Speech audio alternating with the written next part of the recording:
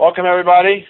This is Matt Hardy, the Program Director for Planning and Policy here at AASHTO. I'd like to welcome everybody to our the fourth, I think, in our 12-part series on transportation asset management, where we're focusing on different topics for each webinar.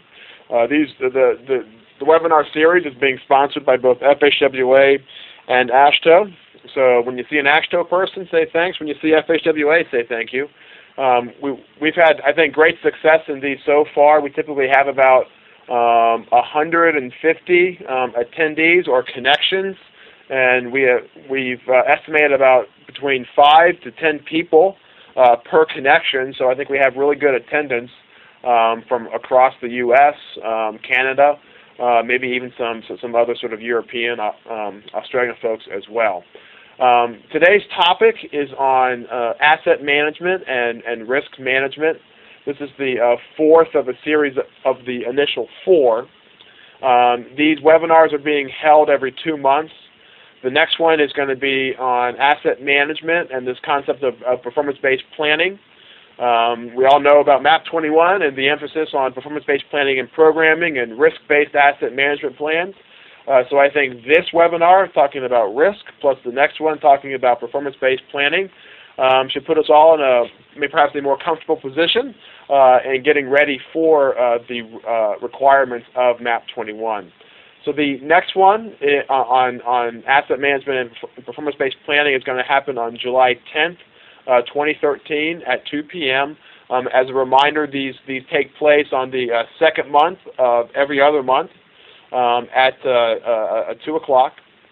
They go for about 90 minutes to an hour and a half to an hour and 45 minutes, depending on how interesting, I guess, or how much discussion there is for the actual topic. These webinars are recorded. More information on them is available at the AASHTO Asset Management website, which is TAM, transportation.org. You click on the left-hand side, it says webinars. As I said, we have recordings of the previous three, so if you weren't able to make those, you can go there and view them. And they're also, we did a 4-part webinar series, I want to say a year ago, maybe 18 months ago, on the AASHTO Asset Management Implementation Guide. If you want to know more about the implementation guide, that 4-part webinar series recordings are also available there. And I also want to promote FHWA's book club on the AASHTO Implementation Guide. Those webinars take place, I want to say, on the 4th Wednesday of the month, also at 2 p.m. And you can find out more to register for that. You can go to FHWA's website on asset management. If you have any suggestions, comments, ideas for future webinar topics, or have any questions for the presenters during today's webinars, during today's webinar, you can submit your comments or question using the webinar's Q&A feature. So if you look at the top bar, there should be something called Q&A. Type in your question, and we will address it at the end. One other plug before I talk about phone logistics: the Subcommittee on Asset Management and the Subcommittee on Maintenance of AASHTO are having a joint meeting. This meeting is taking place July 22nd to the 25th. It'll be in Burlington, Vermont. If you want more information, again, you can go to tam.transportation.org, or you just go to AASHTO's website, click on calendar, and there's more information there. So for today, for the phone logistics, everybody please mute your phone. Because some people don't mute their phone, or they might not have a mute button, we put the system into what we call a lecture mode, and that mutes everybody's phones. If you're one of the presenters, you're going to have to hit *6 to unmute your phone. Once you're finished presenting, you'll have to hit *6 again to basically remute or mute your phone. I think that's pretty much it for phone logistics. Information about today's webinar, where you can get more information. With that, I'm going to turn it over to Nastaran, FHWA's Asset Management Program Manager. Nastaran? Thank you, Matt. You're welcome. Good afternoon and good morning to everyone joining us today. I am Nasran Sodatman of Federal Highways Office of Asset Management. I am stepping in for Steve Gay today. Steve will be joining us for our next webinar on July 10th on asset management and performance-based planning. Federal Highways with ASHA Subcommittee on Asset Management is pleased to sponsor this webinar. We feel it's a great way to connect with the asset management community and bring people together to discuss a series of important topics. Our first set of 4 webinars wraps up with today's webinar on asset management and risk. However, the series as Matt, our next 4 webinars have already been announced, and you can there are more information on our website and also ASHA's website regarding the next webinars. Risk management in the context of asset management is relatively new to many of us. In asset management, we use a broad definition of risk management encompassing an agency-wide framework that complements asset management and addresses both opportunities and threats. There hasn't been much work done in this area until recently. Federal Highways recently produced a 5-part series of guides addressing risk-based transportation asset management, and you will hear about this shortly. Also, the FHWA Transportation Asset Management Guide addresses risk management as a key component of asset management. The recent reports on risk management and the guide help us to identify and mitigate threats to an effective asset management. Interestingly, since the guide was published, we have seen an increasing focus on program and enterprise risk management. MAP 21 has also brought new attention to this area by requiring state DOTs to develop risk-based transportation asset management plans. I am looking forward to hearing today's presentation. And here is Yana Park of Spy Pond Partners to give an overview of today's webinar and review today's agenda, also introduce our first speaker. Thank you. Yana? Thanks, Nasran. Hello, everybody. Today's webinar, as has been mentioned, is on asset management and risk management. We're going to hear from 3 presentations and 5 speakers in the 3 presentations, and they will be going from a strategic level down to an operational level. So 3 very distinct views on asset management and risk management, and as you will see as you go through today's webinar, the different aspects of this topic are many. And we hope that what you'll hear today will cover the basic principles of risk-based asset management and illustrate these differences. And together we will explore that range of strategic to operational and how those connect and how you may be able to apply it in your setting. All right, so what we're hoping that you will learn today is that you'll be able to learn lessons learned and ideas and knowledge that's already been gained by your peers, and that you'll be able to build a greater working knowledge of the key concepts and definitions in the area of risk-based asset management, and that you will be able to get a few ahas that you will be able to take and apply in your own setting. And this may also be a way for you to be introduced to and seek further knowledge after today in thinking about how risk-based asset management can benefit you and also serve you ready to meet MAP 21's requirements, where there is a specific requirement to develop a risk-based asset management plan. Well, I'm just going to quickly go through the agenda today. We're going to have 3 presentations, and the first presentation we're going to hear from Gordon Proctor of Gordon Proctor and Associates and Shobna Varma from Star ISIS Corporation, and they're going to talk about their recent work they've done for federal highways on addressing risk-based asset management. Next, we're going to hear from Tim Henkel from Minnesota DOT on their on integrating risk into their decision-making process. And our third and final presentation will be from Florida DOT on FDOT's emergency management approach and its relationship to asset management. We're going to have question and answers at the end. So if you look at the top of your the screen, you'll see a Q&A option. So you should ask your questions in that Q&A, and we're going to just take it in the order that they come in. And if we can't answer all of them, we'll try our best to get them answered and posted on the websites, both Federal Highway and Asset Management and ASHTO's. And then we will, I'll direct the questions to the appropriate people. So if you have a specific person you're asking a question for, you should just indicate that in what you enter.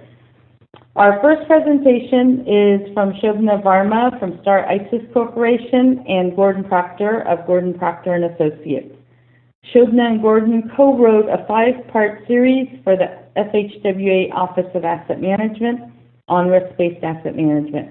This report, the set of reports define risk management and illustrate how it is an emerging practice used by state DOTs.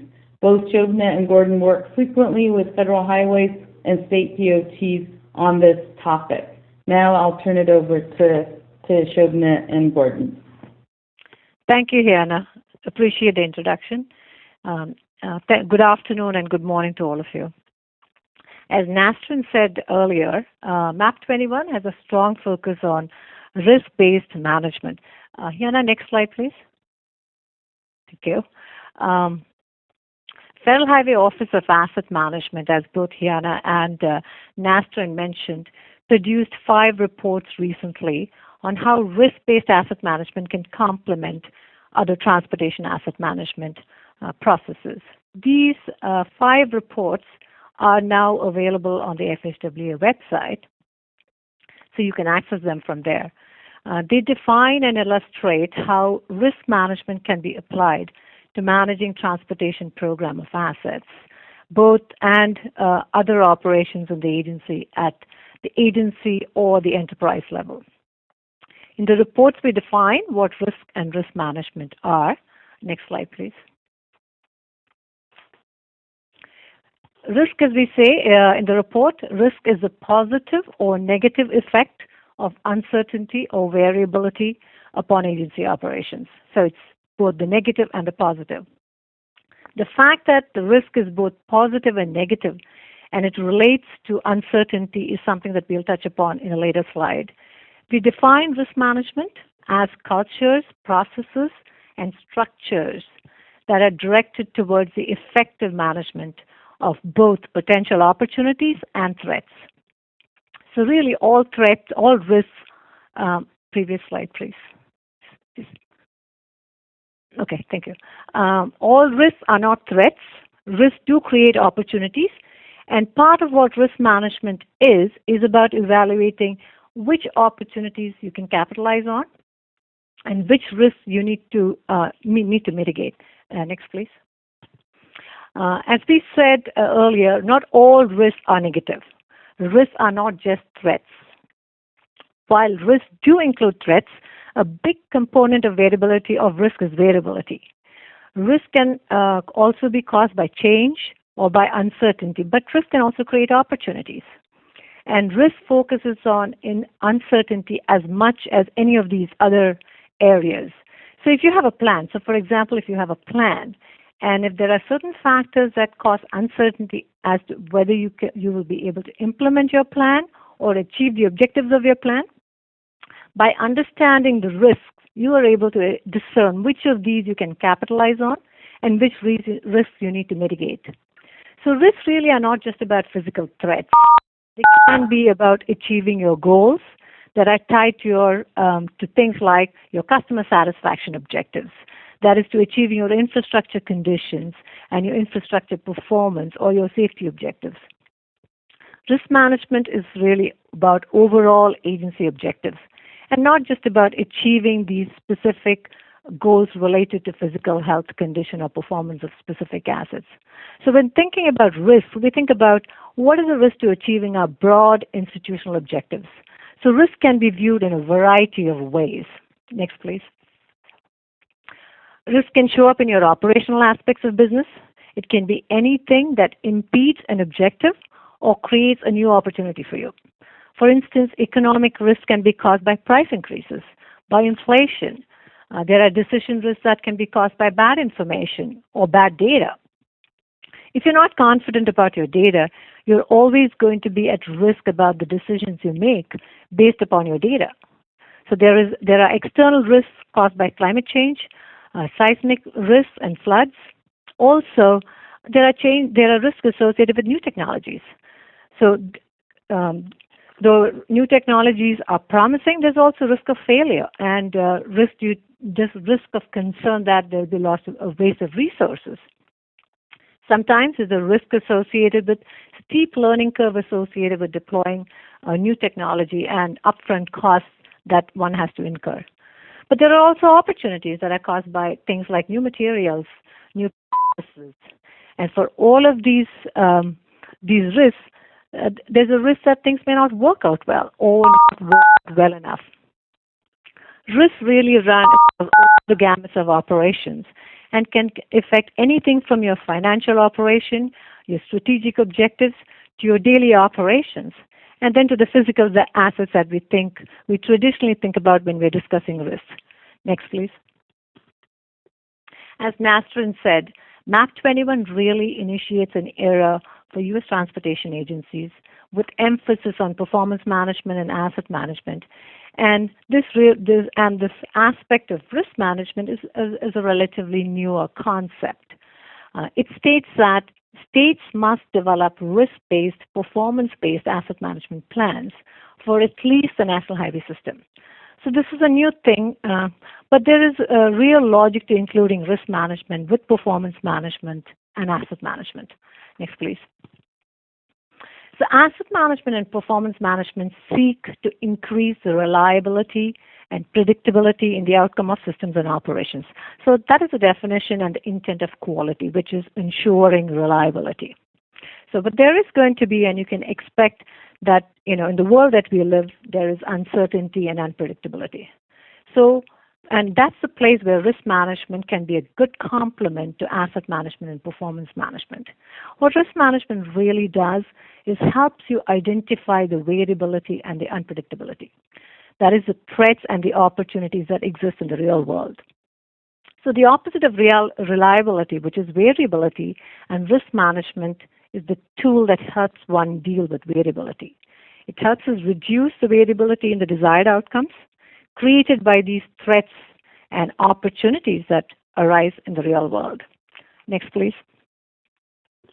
So the reports that we talked about illustrate several U.S. examples. So while we may think that we do not really use risk-based asset management practices, in reality we do. We may not necessarily think about it in that fashion or describe them that way. And so the report explains those practical things that we do and how we use risk management in our day-to-day operations. It discusses the areas where you may not think about a risk management approach. For example, taking a risk management approach to your information systems, your entire class of critical assets, such as the national highway system and bridges. That is an approach to risk management. Applying risk management to climate change, seismic threats, those are all very commonly done in many states. And applying a risk-based asset management to investment decisions. So it's very common in the financial industry to see risk-based decisions, a risk-based approach to financial decisions. So risk management can be applied to the financial decisions that you make with your transportation assets and with your programs. Risk management can be very helpful when you face changing legal or political requirements.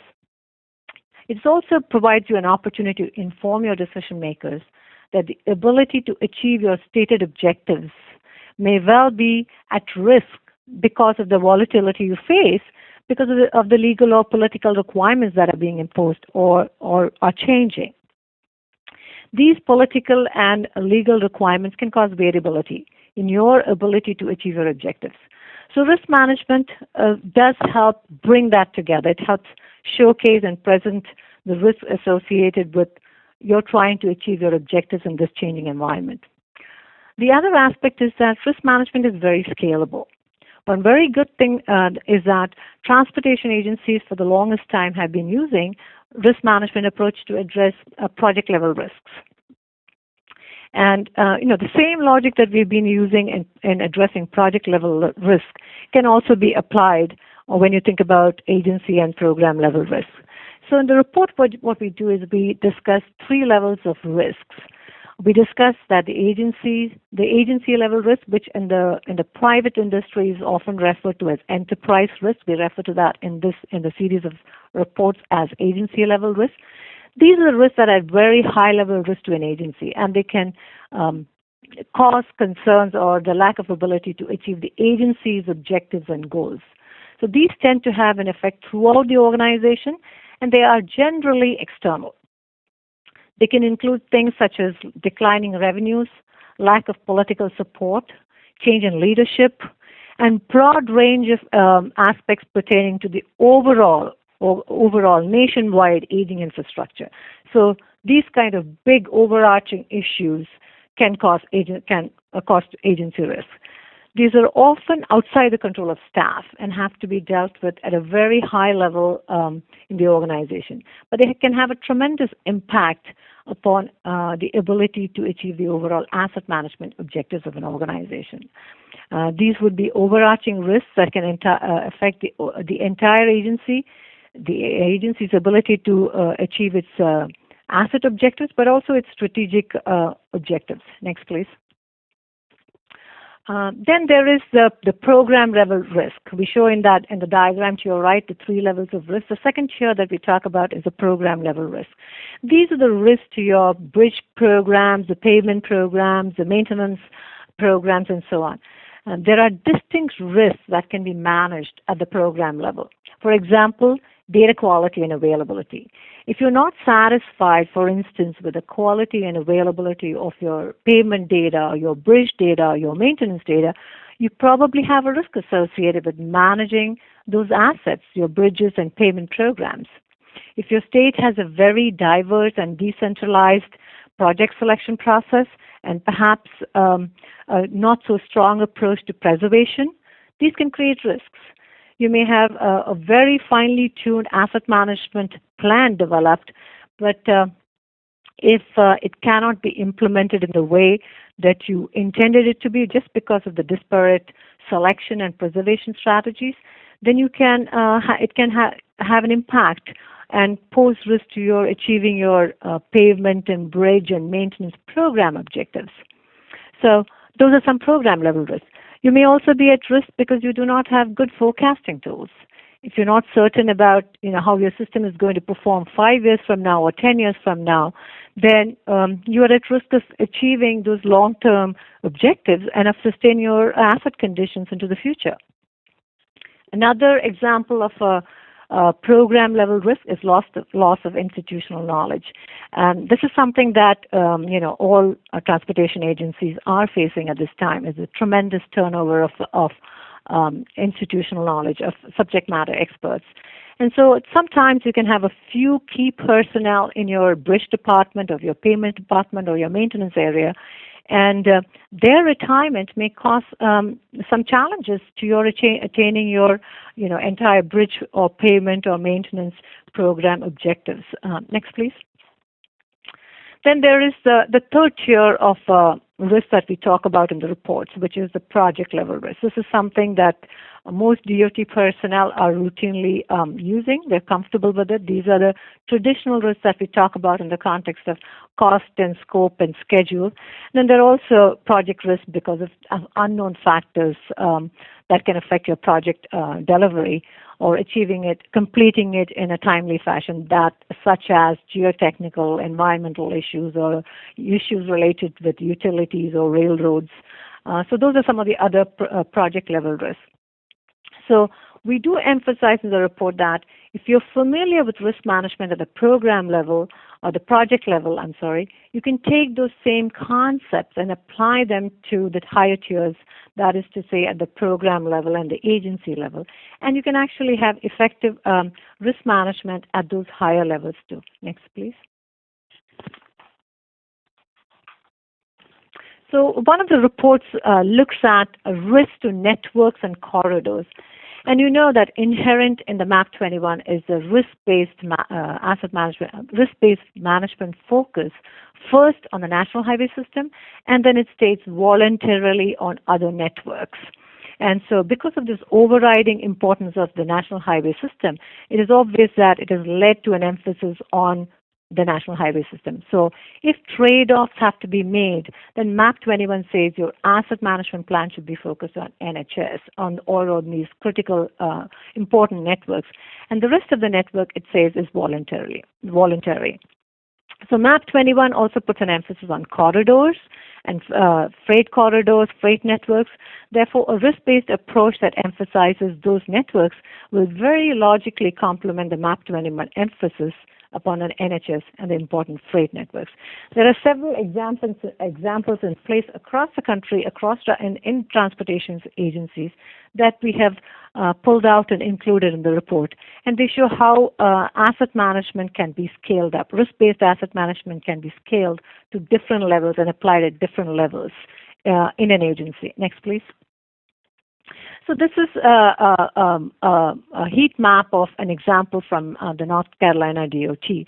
What it shows is that, if you look at the map on the heat map, it shows three categories of networks, and it shows three different targets: one for the interstate, one for the primary, and one for the secondary system. So you can see in the heat map that the conditions and targets are higher for the interstate, a little lower for the primary, and yet lower for the secondary routes. So this is one of many examples that illustrates and reflects a very risk-based approach by the DOT. They're putting the higher targets and the more critical networks, they're investing a lot more on that, expecting a higher target of accomplishment on that as compared to the some of the other networks.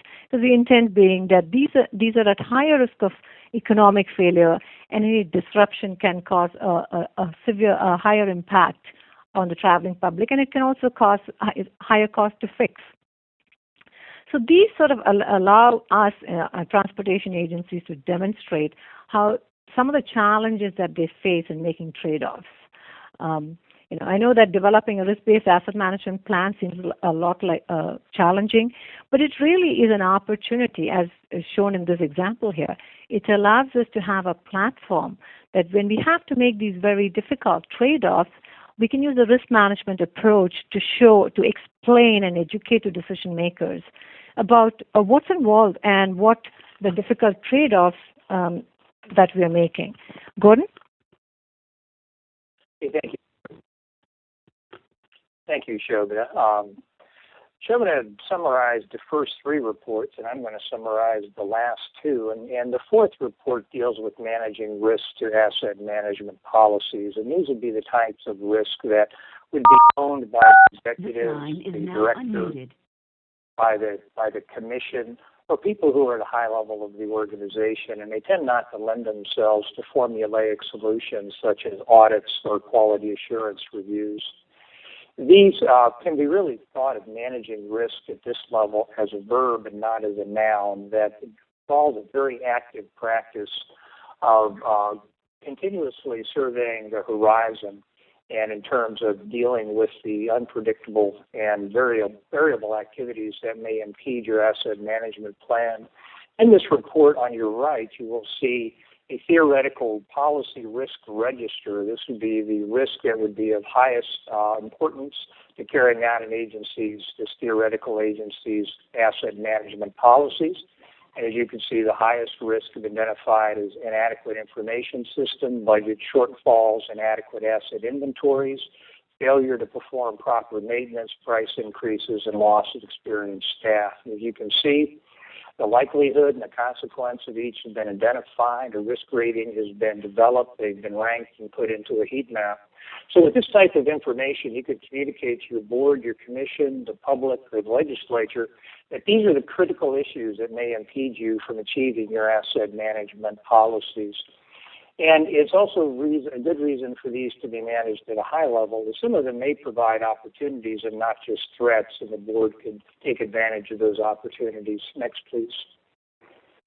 The fifth report looks at using asset management to dealing with external threats such as hurricanes, climate change, seismic events, and so on. Three critical ideas dealing with handling and responding to crises such as hurricanes or climate change events, and that is redundancy, robustness, and resiliency. And asset management contributes to each of them quite well. By having sound assets, your redundant evacuation routes are kept in better shape and more likely to survive an event and be useful. Assets that are hardened and managed well are more likely to be robust. And sound asset management practices and programs will make you more resilient because you're better able to plan for, absorb, and respond to events after they occur. Next, please. We're all going to be dealing with more unpredictability caused by climate change. And risk management can really help with the tools for planning for the unpredictability caused by climate change events. For instance, good asset inventories can help you identify which assets are most at risk. And with sound inventories and sound asset management plans, you can also more quickly prioritize the response after an event and be better prepared for it. Next slide, please. There's some real analogs for risk-based asset management. It may sound like something that's new, but we look at things such as the Caltrans and Washington DOT seismic retrofit program, flood planning programs, climate change modeling, and one long-standing program are rockfall programs. And when you look at how the logic in a rockfall program, and you think about scaling that logic up to all your assets, you have within your agency already a good analog for risk-based asset management. It's a matter of scaling that up to other assets and using the logic of rockfall programs to give you a model for developing risk-based asset management programs across a broader number of assets. Next slide, please. So in conclusion, we hope that these examples provide useful models and templates as you develop your asset management plans. And as Shogun has said, although risk-based asset management may sound new, its principles are quite common to many things you already do. And if you take those and scale them up, you'll probably be more comfortable with what risk-based asset management is. And I would like to reiterate what she said, that risk management is a great complement to performance and asset management because they try to ensure reliability and predictability, and risk management helps you deal with that which is unpredictable and unreliable. So with that, I'll turn it back over to Fiona. Thank you, Gordon. Thank you, Shobna. And I think this is a very good segue into our next presentation from Minnesota DOT, where they've really approached risk, performance, and asset management in a cohesive way. Our next speaker is Tim Henkel. He is the Division Director of Modal Planning and Program Delivery at MnDOT, and Tim is going to speak to us about their approach to integrating risk into decision-making and into their basic strategic framework of the agency. Tim. Thanks, Deanna. Can you go to the next slide right away? Thanks to FHWA and AASHTO for this opportunity to be a part of this really important webinar. As Hiana said, I'm going to take a few minutes to talk about the ways in which MnDOT links components of risk management and asset management in order to improve our strategic and operational performance. Before I do that, however, I think it's important that I highlight our risk practice and give the audience some context to what I'm going to present. First, we at MnDOT employ asset management as but one leg of a three-legged stool that also embraces risk and performance management. In simplest terms, we employ risk-based asset and performance management to ensure successful delivery of our strategic goals and objectives. Second, risk management is implicit in our transportation business practices. We set strategic goals and objectives like all DOTs, but successfully meeting these objectives is always uncertain.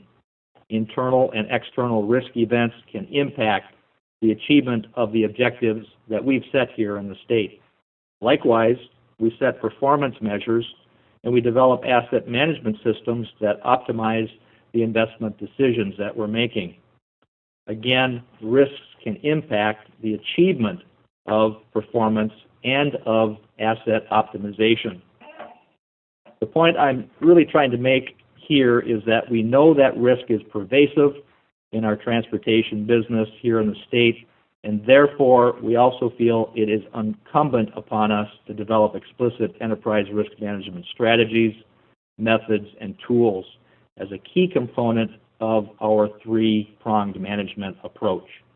The key word there is enterprise, not selective risk management strategy, methods, and tools. In the end, our risk-based asset management planning and the plan that we're developing is one of many important components in MnDOT's three-pronged management approach. With that context, my presentation will highlight how we at MnDOT have successfully developed an integrated risk management analysis into decision-making by covering three key areas that have evolved within the department.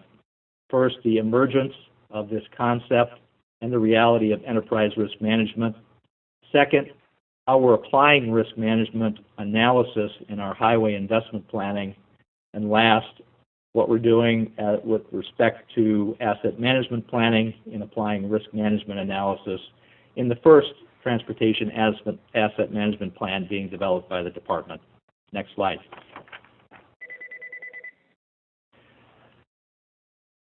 The concept of enterprise risk management, a risk-based approach to managing an enterprise, was really first introduced at MnDOT around 2008 formally.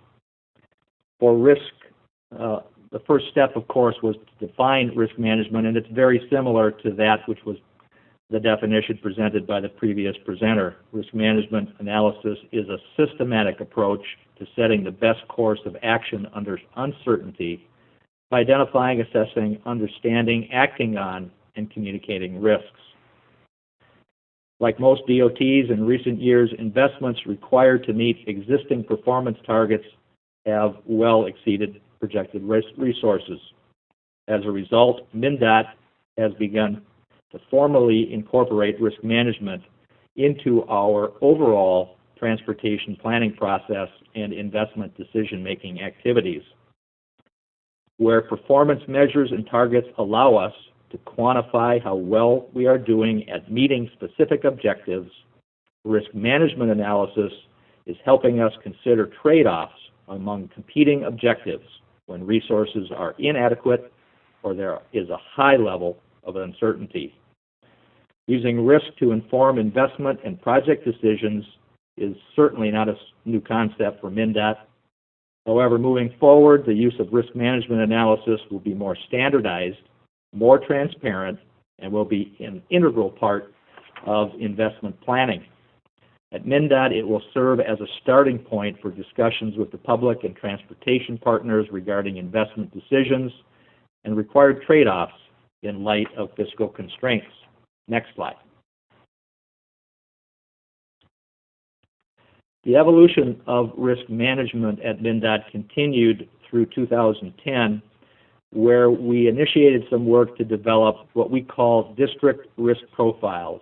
Districts being the geographic areas of the state as defined where we have unique risks. We systematically identified and assessed unique risk conditions at that district level. Some districts, of course, are more urban.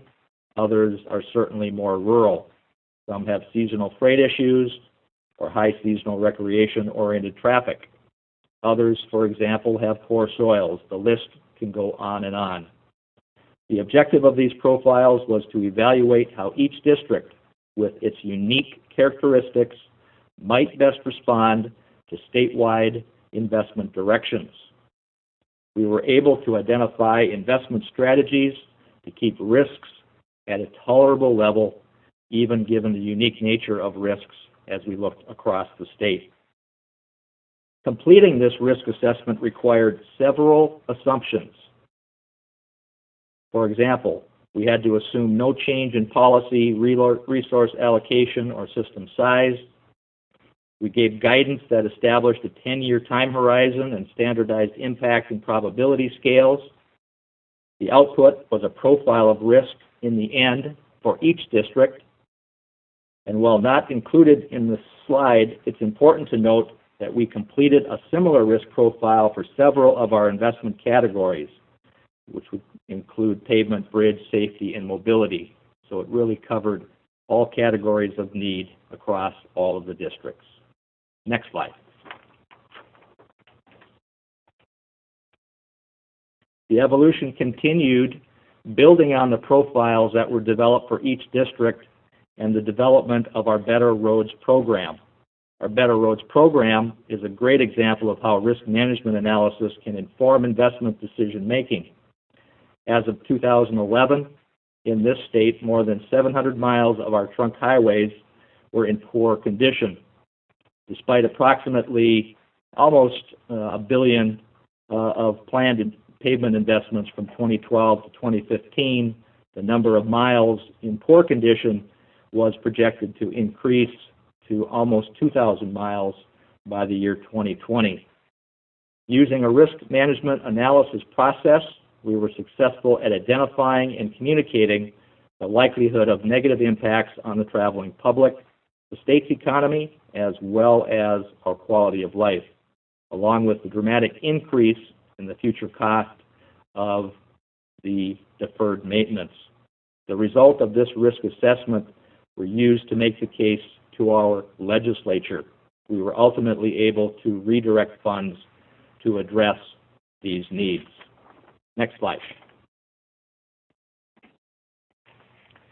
Continuing the evolution at MnDOT, in 2012, our agency finally formally established the Enterprise Risk Management Office and created for the first time the position of Chief Risk Officer. The ERM office, as we refer to it, is charged with developing, promoting, and managing a formal and continuous process to identify, assess, prioritize, and manage risk exposures and opportunities across the department. In the first days and months of this new Enterprise Risk Management Office, the Chief Risk Officer, Eric Davis, if you ever need to contact him, developed an Enterprise Risk Register, and that initial work identified some 225 risks across this state. That office also took steps through April of this year to establish an enterprise risk management framework and guidance. Next slide.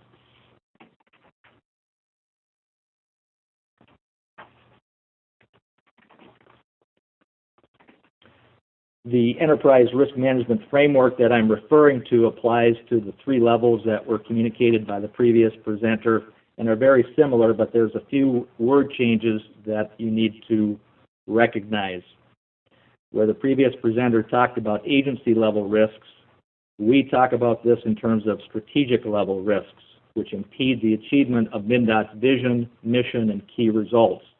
These are broad strategic risk areas and include financial, stakeholder, reputation, legal, and compliance, as well as safety and health and business performance and continuity risks.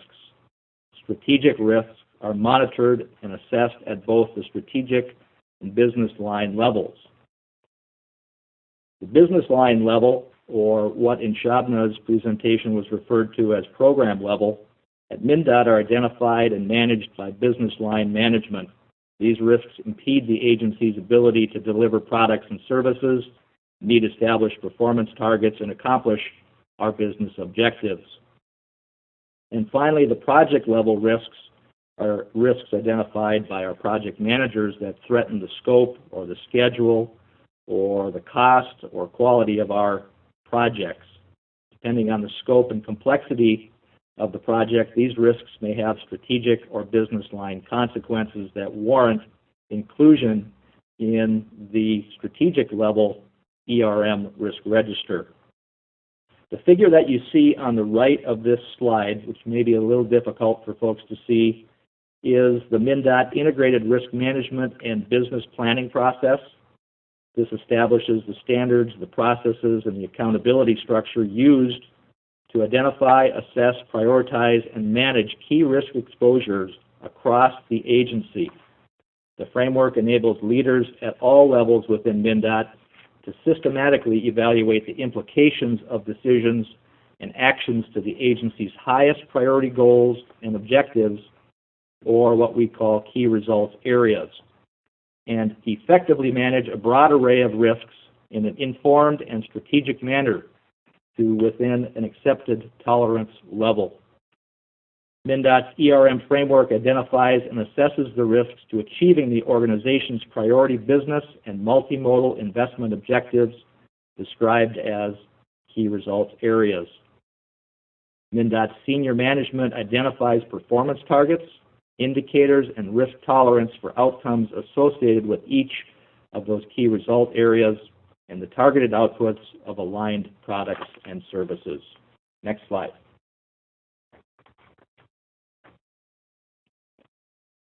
We have been a performance-based planning agency, as I said in my opening remarks, for more than a decade.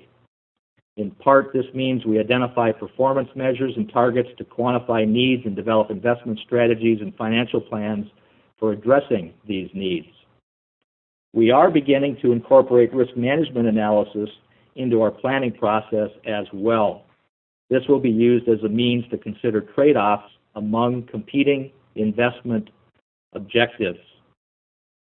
Our first big opportunity to do this is in our 20-year State Highway Investment Plan, what we call MNSHIP, Minnesota State Highway Investment Plan.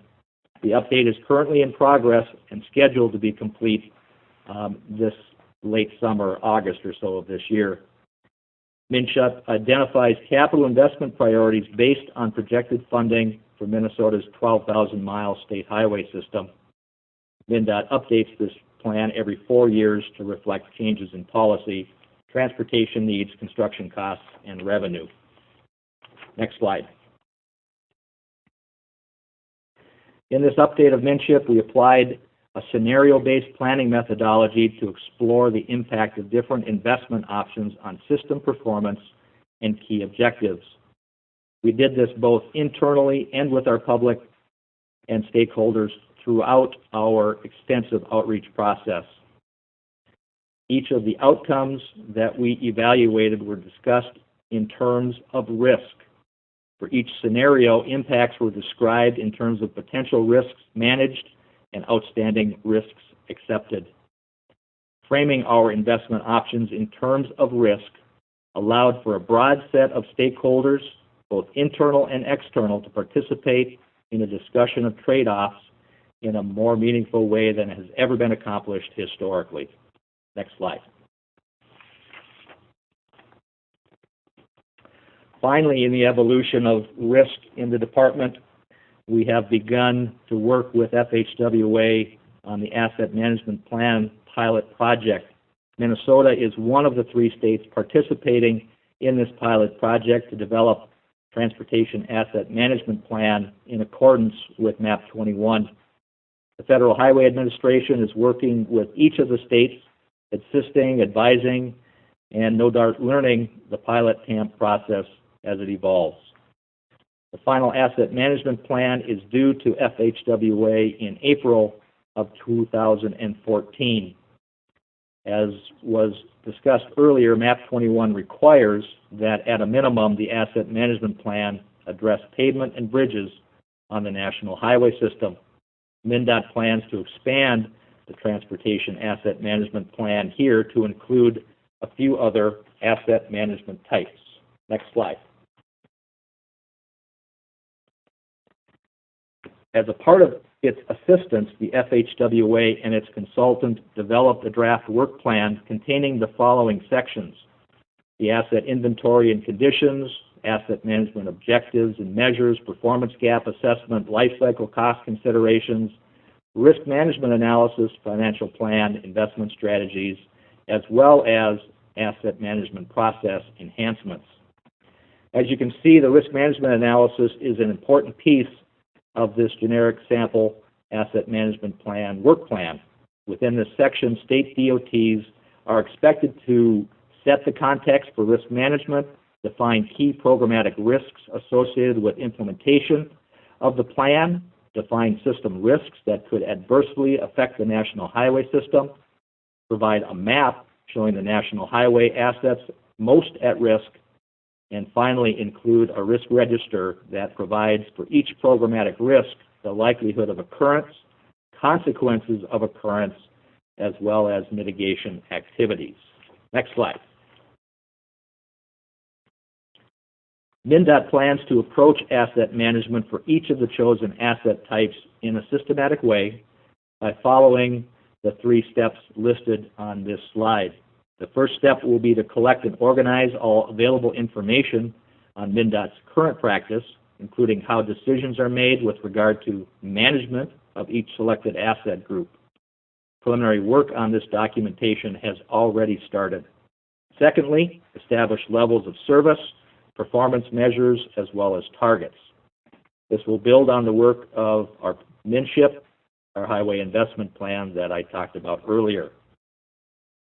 Risk is addressed in steps 3 and 4, in which system risks assessments are conducted within each asset group as well as between or among the various asset groups. The final step for the asset groups will be to develop operations and maintenance plans to minimize life cycle costs and to mitigate identified risks. With better managed, proactive maintenance will come reductions we expect of both cost and risk here at MnDOT. Next slide. That concludes my presentation. I will pass the baton back to Hiana to introduce the next speaker. Thank you, Tim. And just a reminder to people, if you have any questions of our speakers so far, please type them in at the top, on the top menu bar, and we will take them after our next speaker. So our final presentation is from Florida DOT, and as Anant Prasad, who's the Secretary of Florida DOT, also the chair of the Subcommittee on Asset Management for AASHTO, and now the newly elected chair of the Standing Committee on Performance Management, Florida's risk management program as it pertains to asset management is very much focused on hurricane preparedness. We have 2 speakers for this presentation. Byron Underwood, who is the Emergency Operations Chief, will speak first, followed by Daniel Strickland, who's the Maintenance Contracts Engineer. And they will be speaking to us about FDOT's emergency management program in the context of asset management. I'll turn it over to Byron. This is Byron Underwood. I am in Fort Lauderdale, Florida, where the weather is very nice today. At the Governor's Hurricane Conference, where emergency managers from all over our state have gathered to prepare and plan and everything that we do, all the good stuff we do when we have a blue sky environment in preparation for those gray sky environments when hurricanes and other disasters may affect the state. This first slide that you see here with the picture there is very indicative of what we deal with here in the state of Florida. Those are hurricane tracks over probably the last 100 years, and you can see that enough of them converge on the state of Florida that it basically blots it from the map. We are ground zero for those hurricane landfalls, and we're very well aware of them. And so a great deal of our effort is concerned with how we manage our response to those types of events.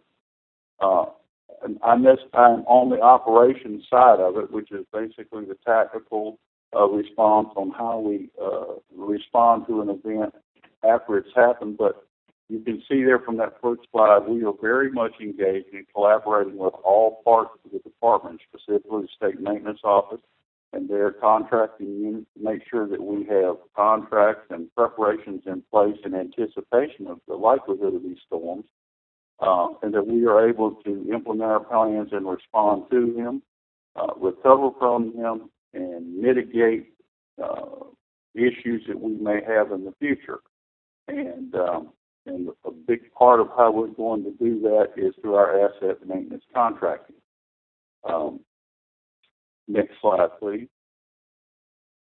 From the preparedness side, and what I want to note here is these issues are what we would refer to as the 4 pillars in emergency management. It comes out of the National Incident Management System, the National Response Framework, and in Florida we follow those models very closely and carefully. And preparedness is probably the first pillar of emergency management. And some of those activities that we engage in with preparation include the review and update of all our emergency documents and procedures and contracts and whatnot regarding them, planning, evacuation routes, damage assessment procedures and policies, update training, pre-event contracts, and Daniel's going to talk a little bit more about those here in just a few minutes. And how we coordinate with not only the locals, but also our federal partners to make sure that everybody understands what all those federal guidelines are, so that when we do respond, that we are able to recover those funds that we had to expend, which can be quite costly. Next slide, please. Again, just prior to the event, we have executed our pre-event contract. We have vendors that are out there handling this part of the state. We do not have the manpower here. We certainly don't have it in emergency management. We look at ourselves as not the rowers of the boat, but we're the steerers of the boat. And so we are constantly trying to prepare our equipment and personnel through vendors and whatnot who are going to respond and provide those resources that will be necessary. Again, we use a lot of volunteers here in the state of Florida as a force multiplier to ramp up to the necessary staff that we have to respond to these events, many which last for months at a time, those response phases. We pre-stage critical teams when we know where these storms are coming in as they get close, so that they can move in right behind the storm and respond as quickly as possible. Some of the activities that we engage in that preparedness measures, be closing of bridges and dropping high mast lighting and a lot of things of this nature. And then once the emergency declaration process has occurred, then we will start responding and shifting over into those regional, state, and federal assets that may be available to us to manage that event. Next slide, please. As we enter that response phase, both during and after the event, as we start responding, we are performing initial damage assessment. This typically comes in what we call through the use of our recon teams or reconnaissance teams. DOT does reconnaissance every day. We're getting calls through our TMCs on where accidents have occurred or where bridges have been struck and whatnot. So we do it every day. But when we have one of these major events, it's just like ramping an emergency up and putting it on steroids. There's just a lot more of it over a much larger area. And so we have to quickly perform our reconnaissance efforts to kind of get an idea on establishing priorities on what problems we're going to respond to first, second, and third, so that we can begin restoring the normal infrastructure as quickly as possible. Most of our emergency repairs are not covered under our regular pre-existing asset maintenance contract. In the past, they were covered that way. We got away from that because of the fact that we had 8 storms hit the state over a 2-year period of time, and we were charged with by some of the federal partners with kind of redoing some of these things, and it's been a mixed blessing. We would like to kind of return to that so we know who those vendors are going to be, what they're going to do, combine our contracts, and simply switch on the correct deliverables as they become appropriate or necessary. We're working with local governments over eligible reimbursements. We do that through the emergency management system when those mission requests are cast by the local governments, and as they come up through our regional, or in Florida, we call them our FDOT districts, who oversee that, confer with it, and then we work with our federal partners at Federal Highway Administration and FEMA to make sure that we're going to get reimbursed for those large projects when they get done to the extent possible. We're going to take care of that problem no matter what, but we would like to get our money back, or that money back if it's at all possible. Next slide, please. This is an example of what happens after a storm if we have to go fill up large potholes. This model here describes how we will be paid for that effort, whether it's a FEMA reimbursement or a federal highway. We map this out so we can help our volunteers and leadership and everybody else kind of understand this process. It looks like some sort of a Rube Goldberg contraption, and it's not always the easiest thing to understand, especially when you are trying to address the reimbursement issue several years after the storm has passed and piece together why you did what you did. In trying to explain this a little bit better, sometimes it's easier when I'm talking with legislative people, working on legislative committees, or different individuals who are not always transportation officials. If you look at what we do, it's basically like a managed care model for a health situation. A lot of people are familiar with HMOs and how they operate and work. You have a primary physician who attends you or your family's needs, and that's kind of what our pre-existing contracts with the asset maintenance contractors do. They take care of the repairing light bulbs and replacing signs that get blown down and filling potholes and those types of activities. But when a major health condition would present itself, your primary man will refer you to a specialist. And that's what we do over in emergency management. We specialize in handling those bigger ticket items that are over a larger geographic area than what that contractor himself and people themselves may deal with.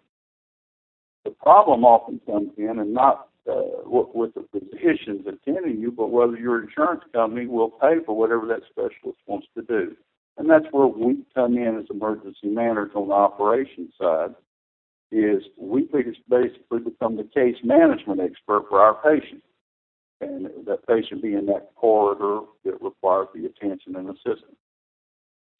And what we do is we make sure that our physicians are doing what they need to do, because that's what they do best. And what we do best is to make sure that the proper documentation, paperwork, everything else that's necessary to expedite the operation and the additional resources, assets that may be necessary to complete those operations are provided, and we can recover as much of the cost to the greatest extent possible.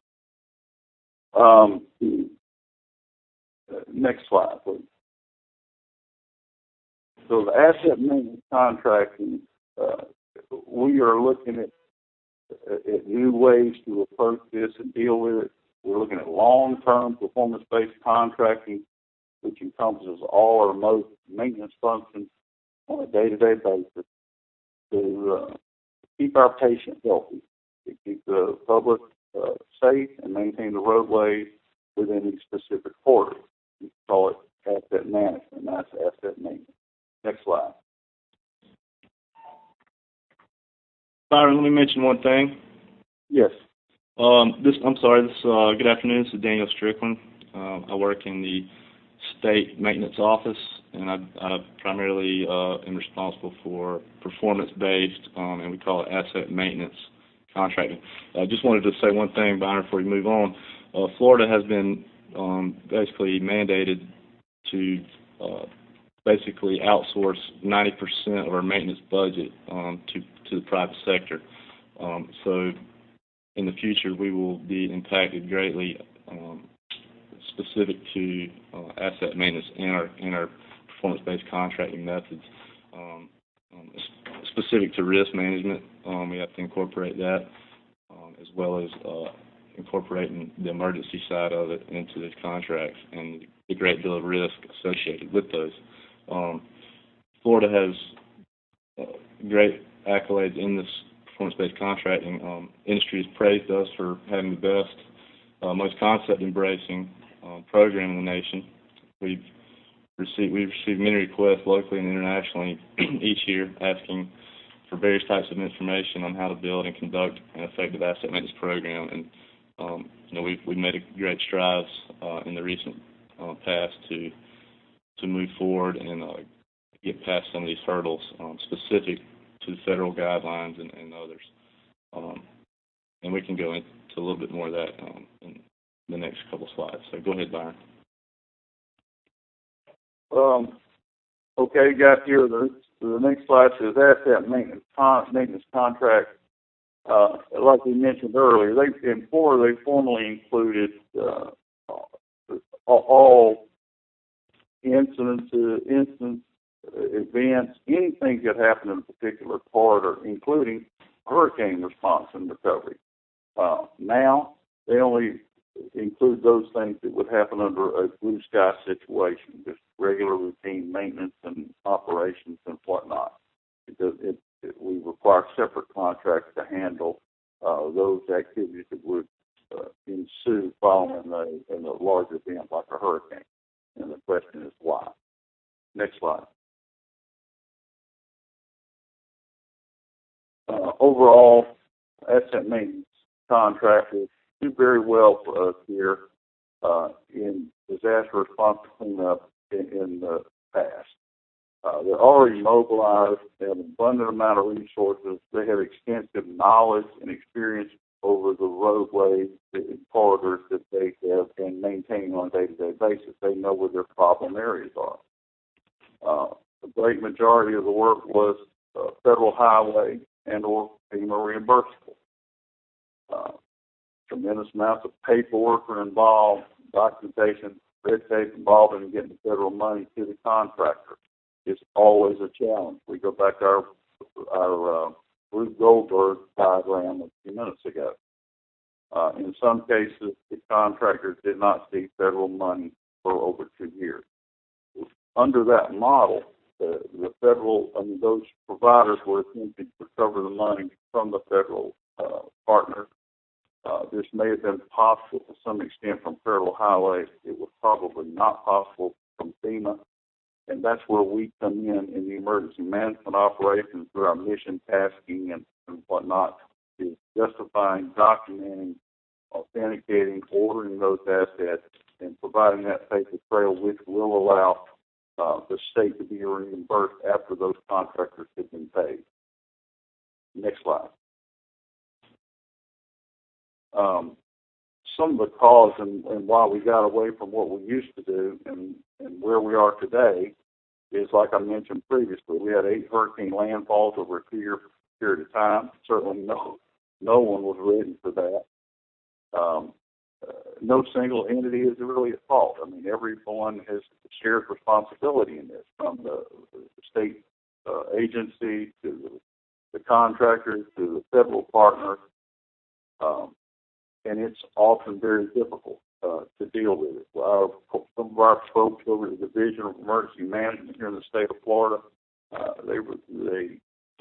since over the last 8 years, since 2004, we've experienced a lot of turnover in staff over there, and you end up losing a lot of your historical knowledge and whatnot on how to do these things and how to improve them. But it seems like we're constantly going back to the beginning and starting over again. There was not as much consistency in the documentation and the requirements. Everybody's kind of operating on what they think the other fellow needs, and they're doing the best they can, and you really don't find out whether or not it was adequate enough for maybe several years when the folks that are paying the bills are asking you for additional documentation or try to explain what happened and who did what and why they did what they did well after the fact. Next slide. Like we say, in some cases the contractor didn't see the money. Now we would be reimbursing them directly for that, and the state agency would be seeking reimbursement from FEMA and the Federal Highway. It required a major overhaul of our scope to exclude post-event activity. It requires special contracts now in the event that a large disaster were to occur. We would be out contracting with those folks separately to do it. One of the things that we are discussing with the State Maintenance Office and their contracting unit is to try to see if we can return to those days where we have a combined contract situation because we know who the contractors are, we're familiar with them, they're familiar with the scope related to a particular corridor, and they are already operational in that area and well able to respond. So we want to see what we can do to clean up the paperwork a little bit and let everybody get back to doing what they do best. And that's where our contracting comes in. Next slide, please. Daniel put this slide together, and to me, it's one of the more powerful slides that we have in our presentation because it just clearly outlines what we used to do and what we're doing now in response to some of these asset maintenance strategies and mitigation strategies and response strategies that we operate from the emergency management side. And you can see what some of those things are.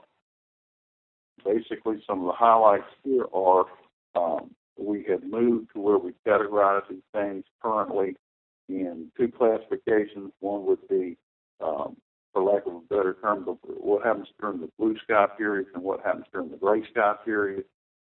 If we've had a government declaration, then how do we perform that second contract? We've tried to more clearly define the scope of work, as these typically are fixed price contracts, but most of the work is done up front in trying to develop the scope of work and the deliverables and how much is to be paid for them. We've added a contra flow component. That means basically reverse landing of a large interstate or turnpike system here in Florida to when a mass evacuation may be ordered. We basically tabletop or sometimes we field exercise that to make sure that we're able to pull that off if we have to do that. And the contractors are now responsible and compensated for acts of terrorism. And some of the other language that's there. Next slide, please. So the plan is we're currently coordinating with the feds to allow for either of the following: either modify our existing scope to become federally approved and eligible for reimbursement.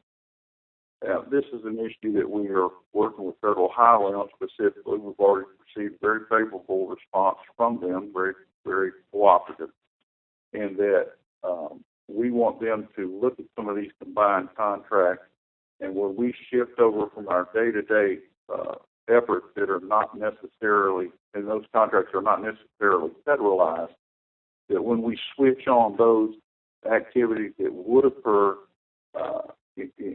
during or following a disaster, that what goes along with those new deliverables are also the assurances that basically federalize those contracts.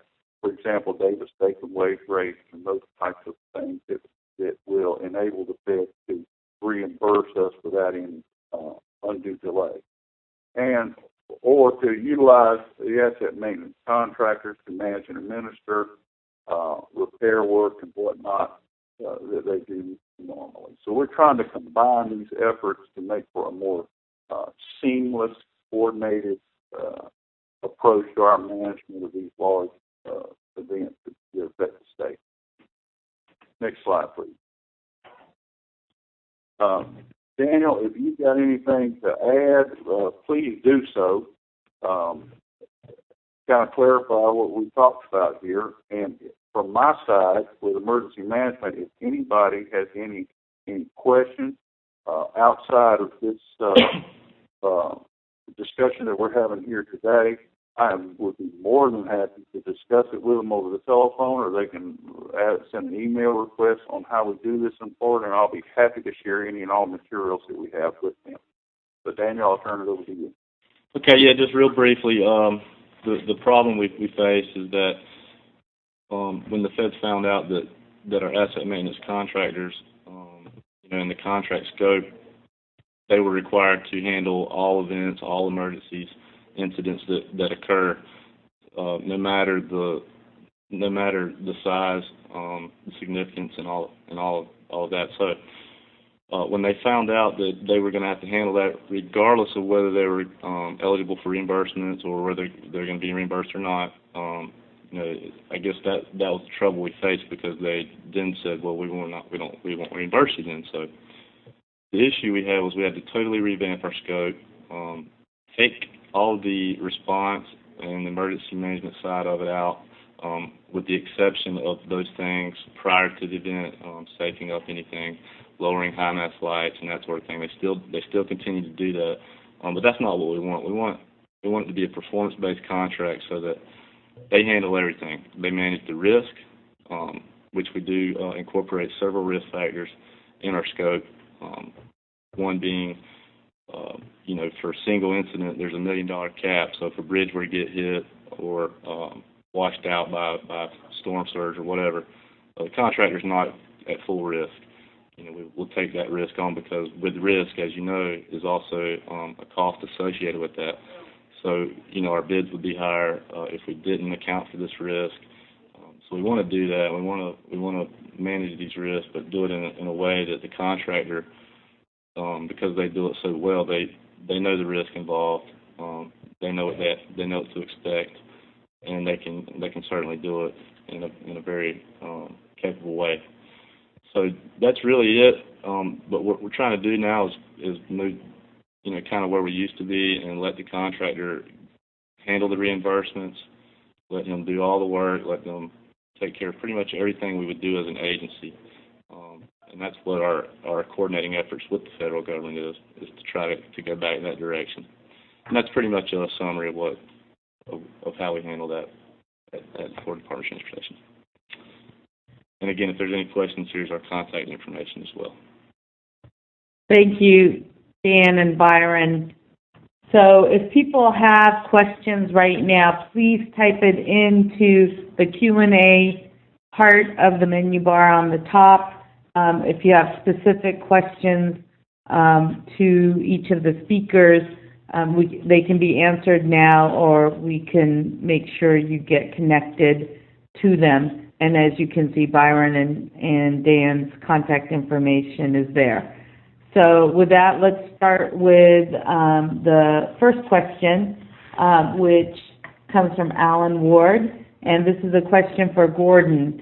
And he's asking, regarding policy risks, how important is it for risk registers and other supporting documents to be part of the public record?